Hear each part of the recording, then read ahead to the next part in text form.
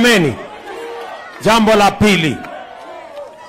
la pili, mimi najua ya kwamba kuna tatizo la ajira hapa Nairobi kwa vijana wetu.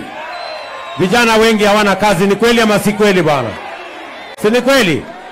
Na ndio sababu on Monday, hii Monday imepita, nimeanzisha program kubwa ya Nairobi River Regeneration ambayo itatupatia nafasi ya kuajiri vijana 50,000 wa Nairobi County.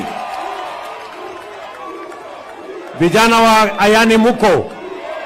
Vijana wa Kibra muko? Vijana wa Kibra muko? Mbona sisikii sauti ya vijana wa hapa Kibra, kwani kwa aje? Sawa, sikizeni vijana wa Kibra. Hiyo mpango ya Climate Works, tunaweka vijana 50,000. Tunataka kujenga sewage line kilomita 60. Tutengeneze Nairobi River, tupanue Nairobi River, tudipe Nairobi River, na tujenge nyumba 50,000. Na ndio tunahitaji vijana wengi wa kufanya kazi hiyo. Na nyinyi vijana, hakuna kazi itakuja kukutafuta nyumbani. Maneno ni kujituma. Wewe ukikaa nyumbani unafikiri kazi itakuja kukupanga nyumbani? Si lazima ujitume. Vijana wa Kibra mtajituma? Hebu nione wala anasema tutajituma. Sawa sawa. Mtajituma jameni. Ndio tusaidiane.